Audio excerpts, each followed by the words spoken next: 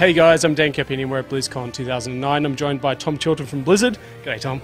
Hi there, how are you? Very well, thank you. Now, Cataclysm, big announcement today. Can you give us a brief rundown of the features and what users can expect when the game ships? Sure, absolutely. I mean, we've got a major revamp of the old world, so a lot of the 1 to 60 content is going to change as Deathwing has broken through the world and has caused these cataclysmic events across the game world. We also have leveling up to level 85. We have, of course, 5 new talent points that goes along with that, but we've got also a new kind of character progression that we're calling Pass of the Titans. We've got rated battlegrounds. We've got a guild leveling system. There's all kinds of good stuff. So, of course, there's a lot of new content from 80 to 85 and at the end game. We have more end game content for Cataclysm than we've ever had before. So, at least what's in the plan right now. Now, you are throwing in a lot of content. So it was a bit of an odd decision then, I think, on the user's part to only add 5 levels rather than the 10 we saw in Wrath and we saw in Burning Crusade. Why was that? Well, it's definitely a break from the norm, but I think we're doing what we feel like the player base wants us to do, and that there are a lot of players that when a new expansion comes out, what they try to do is they just try to get to the level cap again so they can do the end game content. At the same time, there are a lot of players that really like leveling up characters, so we're trying to satisfy both. The guys that really enjoy leveling up characters, not only do we have the 5 new levels for them, but we also have that revamped 1 to 60. The people that like leveling up new characters, like having a lot of different tunes, tend to, like I said, create a whole lot of them. So we want them to feel like they got a lot of new stuff as they went through it, as they're rolling up their 3rd or 4th or 5th character or 10th, who knows. Sorry, now you're also adding 2 new races, which is a big move, but no new classes. Why is that? Well, partially because we've decided to go with the 2 new races this time. We feel like if we added a new character class with every expansion, we would probably mess up the game pretty soon. It wouldn't take that long for the classes to really start being hybridized, become more and more like each other.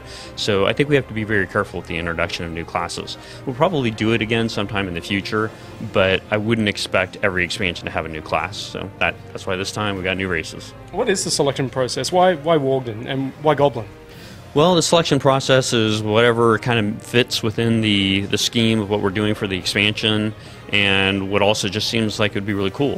The Goblins have been one that people have talked about since the game came out, right? Even when the game came out, there were people on the team, there were players that were kind of pushing to make Goblins a playable race, make them a playable race. So we're finally, making good on that. We're finally making that happen.